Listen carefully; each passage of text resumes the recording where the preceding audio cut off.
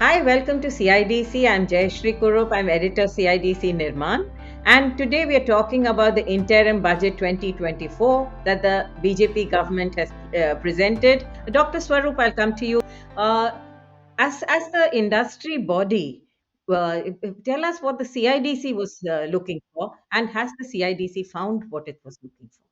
Well, Jeffrey, I must say that the directions that are there in the interim budget, and I quite agree with my earlier speakers that this is an interim budget, and because it is an interim budget, it only gives the clue about the intentions. And I think the intentions are positive, the directions are same, and basically the thrust has to continue happening there for in my own assessment for not less than 15 to 20 years. That's the way things are going to go. So construction industry is going to be a very important actor in the whole economic development, and of course helping out the quality of life of citizens. So as far as the directions are concerned, I guess that we are moving in that direction, and government has endorsed that through the budget. But here comes actually the kind of what I would not call them pain point, but I think these are the kind of issues that we need to flag, and I believe that is the purpose of this deliberation. That when the new government comes and they start developing the budget, then I think there are certainly many more areas where a thrust has to be given and a conscious thrust has to be given. So it is just kind of a bullet points that I would like to flag. Let us look at the kind of facts that we have today. Give or take, if we even talk about the kind of urban transportation sector, metros and the regional development authorities who are actually doing the job of connectivity, and of course the highways, I think very huge investments are going there, and much of the resources that are being put, they have been actually borrowed for a on a long term basis, and phase 1, phase 2, phase 3 and subsequent phases are going to go on. So there is going to be continuous investment that will come in this particular area. Majority of our players are also working on that. On the other hand, even the real estate sector is also seeing an upswing, because as the urban population is enhancing, I think the businesses are growing. And as Mr. Reddy very correctly said, that the NPAs of all the loans that have been taken, they are generally very low. So therefore, it is a fairly safe sector. But then again, the issue that we have to raise, number one, what about the urban infrastructure? That is something which we have to start looking at very seriously now. Because we can provide the urban transportation, we can evacuate the population from the dense centers to hinterland. But then what is going to happen to the rest of the urban infrastructure in the major cities? You look at the large cities like Bangalore, Bombay, of course, has always been a very busy place. Delhi, I have seen the face changing in past 25, 30 years drastically. And now we are talking about the smaller peaceful towns like Pune and other places also, which are basically galloping up and pretty fast. So you have construction all over. And one of the major indicator which I guess all of us would realize and feel is actually the kind of time that it takes to commute within these large city places that you have there. Earlier, it used to be a lead time of not more than half an hour. Now it is almost like 1 hour to 1.5 hours anywhere you go in any place in these cities. So why is this happening? Because much of the investment is now coming in these areas. Of course, the positive part that the government has spoken about is that continuous thrust is also going into the kind of rural housing, and it is also going into economically weaker section housing, which might provide some solace to the people to be comfortable wherever they are. So that is one issue that I would say urban infrastructure. The second very major issue is that whereas we are investing huge sums of money and much of it is actually borrowed, we have to understand that we need people to construct all this. And where are the people? If we look at the kind of construction that had taken place before 2000, I'm dividing this into two components. before 2000 and after 2000. And after 2000, the kind of construction we have done, believe you me, none of us had ever done. We had some idea, vague idea, when the things were being developed, like highways and roads, but then nobody realized that this is the kind of blast that is going to be happening now. You look at the urban transportation itself. Among 21, 22 metro corporations and few regional transport development corporation, a vast sum of over 25 to 30 lakh crores of rupees has already been committed, which is a huge sum of money. And it requires a huge number of people who can execute the work, people with many specialized skills also. Where are these? And what exactly are the policies that we are going to be having to make sure that we are able to meet this demand? Then, of course, there is another facet also that we have to look at, rather, two facets, I would say. The next facet is that we are building assets very furiously. So many flyovers have been constructed, but what about their health assessment? How about their maintenance? How about their upkeep? So the assets are there. They need to be maintained also. Again, you need large number of people who can do that and people who have the specialized skills for that matter. And same applies for even buildings also. I am talking about the housing structures in our cities. The other facet is, which is again very, very concerning, and that is that what happens underground. There is so much of utility that has been buried underground. Do we have enough people who can manage and sense that and make some kind of a assessment of what is buried inside the ground? So these are the things that we have to see. There is another situation that we have to be very, very certain about now, and especially with the kind of growing menace of natural calamities like earthquake. Is it not the time that we should start thinking, and that especially goes to Mr. Reddy, who represents the real estate subsector? And as the height of the buildings is getting taller and taller, and I believe that 118 and 119 storied structures are being constructed now, and especially in the city of Bombay, an example is Trump Tower. Is it not really prudent to start considering that we should start using steel construction, which is actually the ductile construction? Is it not the time that we should start thinking that let that be prefabricated factory built construction, and in situ we are going to be erecting and commissioning the projects?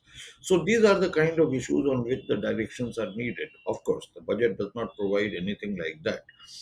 In macro numbers things will come, but fact of the matter is that the intention, the approach that the government has presented to us, that needs a lot of sharpening. And we will be looking forward to the new government coming and giving the detailed budget for that matter. But I think these are the points that I would like to flag. There are, of course, many, but then at least these are the very, very essential. And if I go by the Pareto's principle of 2080, I think the 20% uh, attributes which are going to be impacting remaining 80 or rather 100% are these only. So we have to start looking at it. Mr. Pai, who is running one of our largest construction companies, he knows it very well. The same thing applies even to Mr. Reddy also. He's basically looking after the real estate sector, and the works are being awarded to various contractors who are not able to access the manpower, and that's a reality in life. That's a fact of life. Just to give you an idea, about 30 years ago, almost all the states used to add to the forces which were there in construction, all the states. But now, if you go to the southern state, you don't find the young people available there who are willing to come to construction.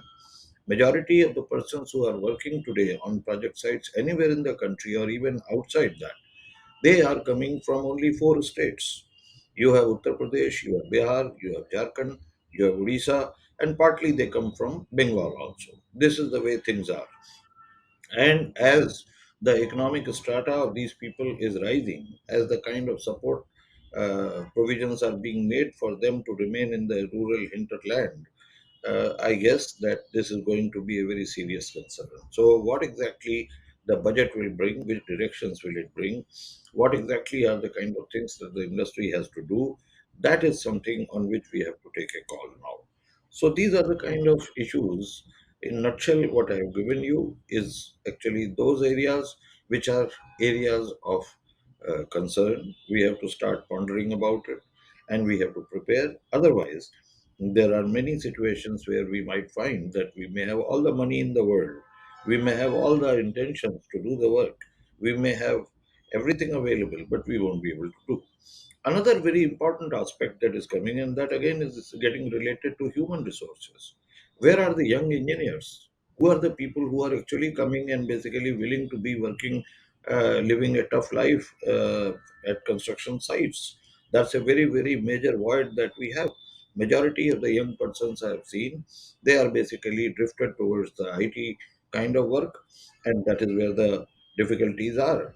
Many of the engineering colleges, they are now they have terminated offering programs in civil, electrical, and mechanical engineering. So that is precisely what we have been working with CMRL also on a pilot basis. And hopefully, we are going to be expanding it throughout the country, not only on the metro rail network, but also on other subsectors as well. We are talking about the industrial infrastructure, we are talking about roads and highways, we are talking about the real estate or the housing sector, because we need people everywhere. That is actually something which is going to be the weakest link in the chain. And as all of us know, that the strength of the chain is always measured by the weakest link. So I think the government also has to start putting up few things. I'm sure there are a lot of things that must be getting deliberated. They'll be working at it. They'll come out with some kind of policy. But these are the issues that I would like to flag now. Dr. Swarup, from what I hear from each of them, they need an industry level research, industry level planning to address the big problems of worker shortage, worker skilling, and so on. It's not that money is not there, it's that money is lying in different accounts and it needs to come out. How can the CIDC help in this? So, Jashi, you know the basic philosophy behind establishing CIDC, and I am fortunate to be the founding director, so therefore I can speak with some authority. And we have also been able to nurture and give birth to some other organizations like real estate to be looked after by Naredco. And I have the privilege of being on the board for the lifetime, in the sense that DG CIDC has a permanent place there, because we were the ones who had actually given birth to Naredco. Now, the basic philosophy behind the whole thing was, and Mr. Pai was very right in saying, that the Gati Shakti and other bodies that are basically set up by the government, they do not have the representation or the voice of the real operators. Even the real operators who are there, they basically convert their associations into industry associations. CIDC has never been an industry association really. CIDC has never been a government organization and an authority in that sense. CIDC has been an organization where five central ministries, number of public sector undertakings who are responsible to construct the infrastructure, industry associations, and to top it all, best of our construction companies, they have been part and parcel of this outfit. What was the idea? The idea was that through consensus, through reasonability, we will be able to evolve a method by which construction industry is going to be doing very well. This whole thing was, foreseen by the forefathers who had set up the organization.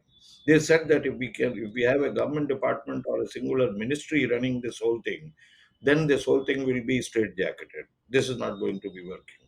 At the same time, we are not looking at an industry association. We are looking at a platform where the government and the private sector, they should sit together, they should talk about it, they should come out with the problems, and they should sort it out.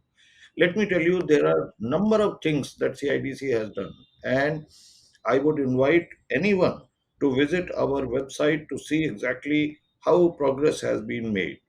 We are the authors of at least three national plans. We are the ones who initiated the chapter on construction. We set up the institutions.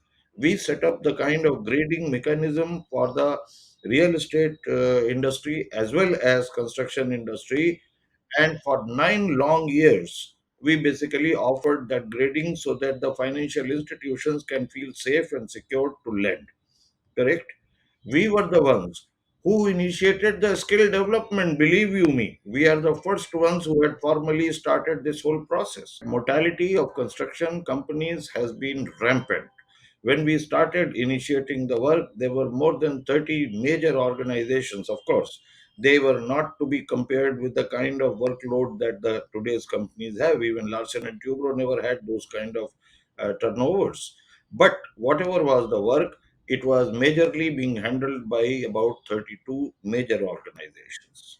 Now, those major organizations have come down to almost six only. Rest of them have vanished.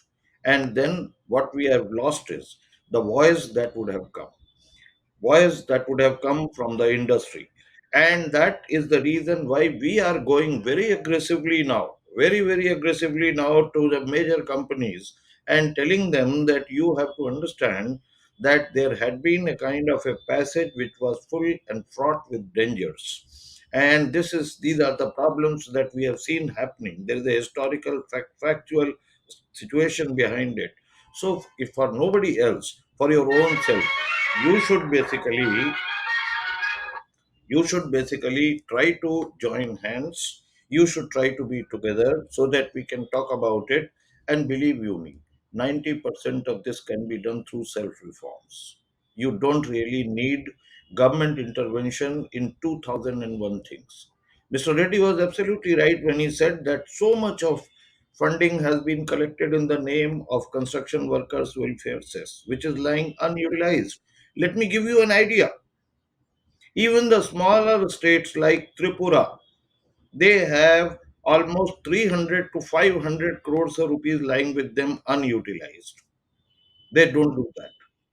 In Tamil Nadu, they are having a very severe problem as to how exactly can they basically go for utilization of the money.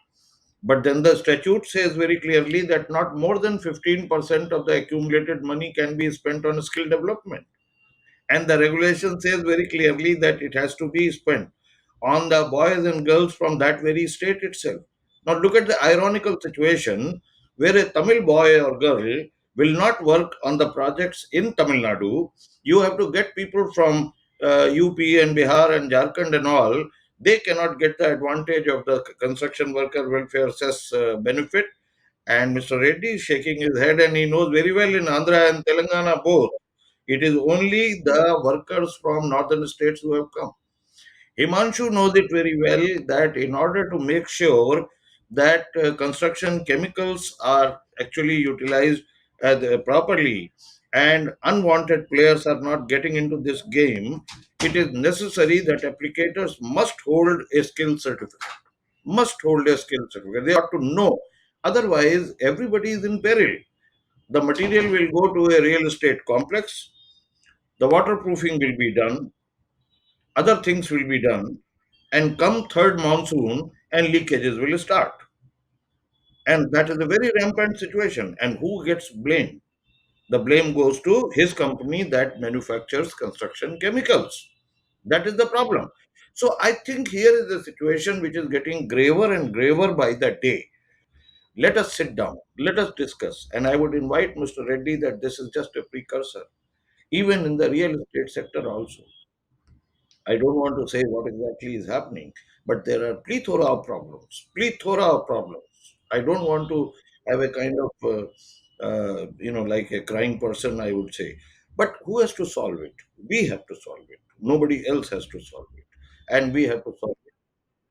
We talking about one of the things called out was that the large cities, tier 2 and tier 3 cities, should have metro and Namo Bharat trains, which means that high speed intra-city connectivity. The second thing was that the rail traffic, by putting them into corridors, leaving space for the passenger traffic to move faster, like Mr. Suresh mentioned, upgrading the trains to Vande Bharat quality so that overall the transport quality will be upgraded. Of course, everything else that he mentioned. Let's hear your views on the announcements, and also a point that you have consistently been raising, that to do all this, we need skilling. Very high levels of skilling across the country. The 5 crore workers, there's been a small call out for artisan and worker training, but not very big in the budget. So, your views. This being an interim budget is some kind of a document which shows that which are the thrust areas that the government is now looking at. One thing is very, very clear, and that is that housing is right on the focus of the government, and especially for people who are not fortunate enough to have huge dwellings where they can live. And I think the idea is driven by a simple fact that our cities are becoming overpopulous now, and I think the quality of life has to be improved, and that is why this continuous thrust is coming, which is a very positive thing. But then it doesn't speak about any kind of thrust on the physical infrastructure otherwise. I'm talking about the urban infrastructure for that matter.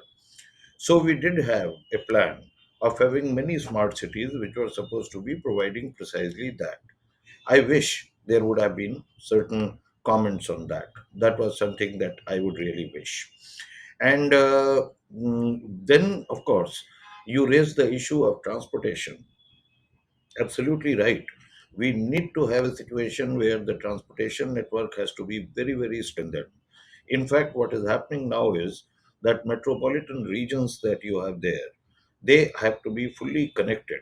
Take, for an example, NCR, Transport Corporation, which has been set up really to see that interface working among four states, that is Delhi, Haryana, Uttar Pradesh, and of course Rajasthan. That should basically be connected very well so that the kind of rest of the network can be effectively utilized. And I think the thrust continues as it is. I am absolutely certain that there are huge investments that are going in there, and these investments will basically bring much desired changes. In fact, it is going to help in a lot of manners to basically evacuate the kind of crowded cities that we have there. But as the luck would have it, this is a kind of ever rising situation where even the B class cities that used to be B class cities are also overpopulous now.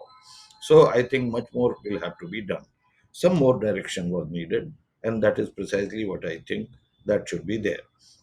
Regarding the kind of transportation of various essentials, that is again a good step that has been taken up. But the fact of the matter is that we are talking of the same sector for that matter. Now, let me come to some very crucial issue that you have there. The number of 5 crore workers, that is something which is highly inadequate now. And if you start looking at the real numbers, I'd been speaking even previously also, and I'd been quite vocal about it.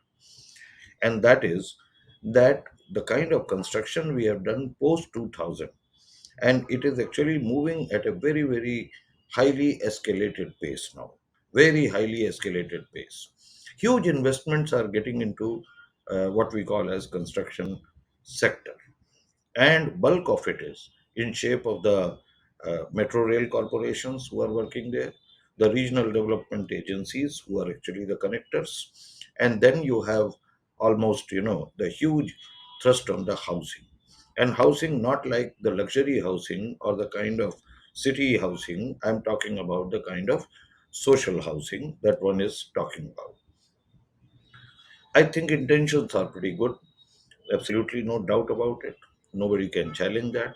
But fact of the matter is that there is something that has to be done to ensure that the implementation is in the same spirit, the way the investments are being brought in. I'll start with the kind of population of workers that we have there in the country today. There are many situations which are not very conducive, and we are not very comfortable with that. I give you this example. You talk about the metro corporations put together, and of course, the rapid transport systems that we are talking about. In all, over next about 10 to 12 years, the total money that we have to spend, and leave apart the kind of inflation and the kind of escalation in the cost for that matter, but almost like about 25 to 30 lakh crores of rupees has to be invested. And with that kind of money, there's going to be a humongous requirement of manpower. So, how are we going to be combating that? I think some direction is needed there, and very seriously it is needed, because you can always bring in the investments. You can always collect the money, borrow it from the multilateral agencies, banks, and financial institutions. But fact of the matter is that once you have taken the money in your hand, how are you going to be spending it, and are you able to get your penny's worth? That is another question that we have to be living with. I think this has become a very severe problem now. Especially Jayashree, now what is happening is with the thrust in rural and rural areas, semi-rural areas, and especially on the social housing, there is much requirement of human power. I would not say manpower; it will be human power that is needed to basically cater to this emerging market also. Of course, we can always sell a lot of cement, you can sell a lot of metal, steel, and other things that you have there. You can sell tiles and ceramics, and this is going to give a great boost to the industry also. Manufacturing sector, subsector of construction uh, sector. But then comes the question, who's going to be really putting that in position? And how exactly are they going to do it effectively? That's a very, very major problem that is goading the industry for quite a lot of, I would say, decades now. We have been talking about it. Of course, there are initiatives at skilling, but fact of the matter is that here we are talking about a humongous number, and you cannot basically keep on living with the uh, kind of proposition that I sometimes keep hearing the experts, that we'll have a hub and spoke model and we'll have so many centers, training centers that we'll create. It cannot be done. Let me tell you, the best way to learn the things is at the site of work. It is there only that these people have to be trained. That's number one. Number two, then comes the kind of changes in the technology that has to be given due cognizance of. If you do not start resorting to the, you can say, the equipment handling and mechanized construction, I am very, very, scared as to how exactly the things are going to be happening. There is another very important emerging area, and that is environment, health, and safety systems that we follow in this country. It's a situation where we definitely do have these departments when it comes to the implementation end of it. But then you find that there's hardly a token presence and token activity and action that is being taken there. I think more cognizance has to be given to that. So what I'm hoping is, considering that this is an interim budget, this has given the kind of broad parameters. When we go for the final budget, and of course the subsequent situations that you have there, we are definitely going to be looking at this. If we don't do that, then you can have all the money in all the world for that matter. There is another very important area that we have to think, and I think budgetary directions will have to be made in that area also. We have created assets like anything, and everywhere you see construction is going on. As a matter of fact, the sleepy cities like Pune, like Chennai, and even Bangalore some 2 decades ago used to be a very comfortable sleepy city. And now here is a situation where it is taking almost like 1.5 hour to travel on the roads just because everywhere it is being constructed today. Houses, metros, roads, and of course maintenance work is going on. Flyovers are being constructed. There are more than, I'll tell you, couple of million flyovers and bridges that exist in the country today. But there's hardly any cadre and people who can possibly look at the health of these flyovers. What is going to be happening to that once you have constructed it? The last thing that I will say, and which is very, very important, that let's not forget, as civil engineers, we have to basically, or rather, I would say, as construction engineers, we have to take into cognizance of the repeated occurrences of the natural calamities that are coming our way. We are constructing structures which are almost like 110-story tall. I'm giving you an example of Trump Towers in Bombay. And then, of course, you have atrium and you have all kind of basements and whatever you have there. God forbid. If in the coastal area you have some kind of an earthquake there, imagine what is going to be happening. So we have to start thinking about utilization of material which is ductile, which is proof, which can basically do the things, and we have to resort to factory construction more than the in situ construction. Now that requires a very, very different kind of manpower. So we have to understand that there are five M's which are considered to be the basic essence of anything that you construct. You have material, that is first M. You have machinery, that is the second M. Manpower, that is the third M. Money, that is the fourth M. And management, that is the fifth M. Now let me come to the another difficulty that we have. The difficulty is that the engineers who are coming from our technical institutions, and forget about IITs and IISCs. I'm talking even about the kind of tier 2 and tier 3 colleges. The young people are very, very averse to get into the hardcore engineering. As a matter of fact, the shocking situation is where many of the institutions, and I believe that the total number is close to about 3 to 4,000, they have stopped offering civil, electrical, and mechanical engineering disciplines. And obviously, you know it very well. You cannot construct sitting in front of a computer or your laptop and your mobile. You can't do that. Somebody is needed to be there at the site to grind up. Otherwise, things are not going to happen. So, where are the engineers? So, what we have now devised, and that is something where I would say that Chennai Metro Rail is an example. We have basically initiated a pilot project there where we have taken upon ourselves to create a fresh cadre of, the foremen. And these foremen are going to be the real bridge between the engineers. They'll be less qualified as compared to engineers, but they'll certainly be more qualified than the skilled work persons. And they'll act as the bridge. In due course of time, we are also in discussion with many of the progressive universities and colleges, and we are planning to go for a kind of massive diploma program in engineering for this particular lot that you have there. So you have to start building up people. If you don't build up people, it's going to be a problem. Why I am highlighting is that fortunately this is only interim budget. There are going to be directions that have to be brought to the attention of the authorities who are preparing this. Let them take that in cognizance.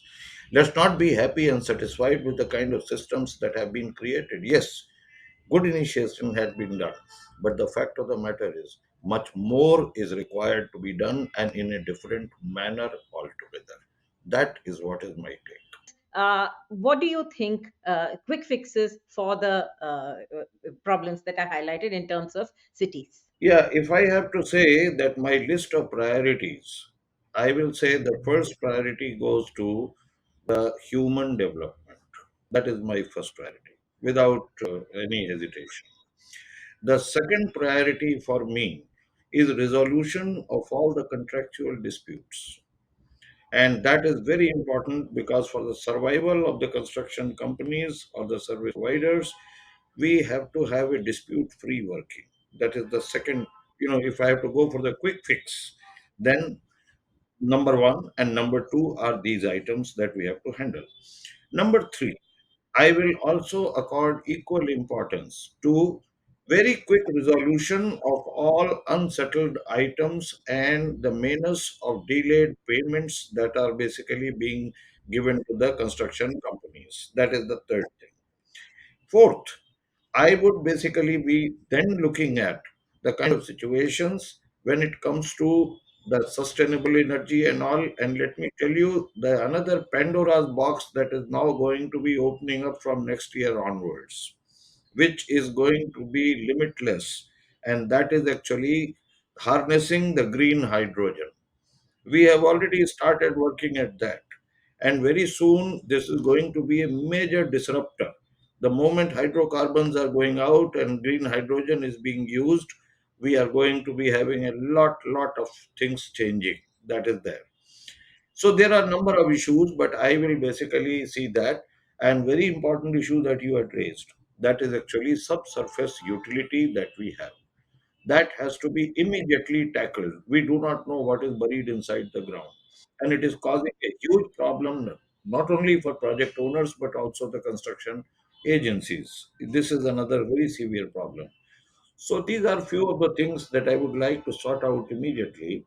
And I think we are well poised. The only thing is that we have to have some kind of a synergy among the industry. They should all sit on one platform. They should speak about it. The government can only give the direction, but the delivery has to be done, made by industry only. Nobody else can do that. So we have to go for the self help, and that is the kind of thing that I prescribe.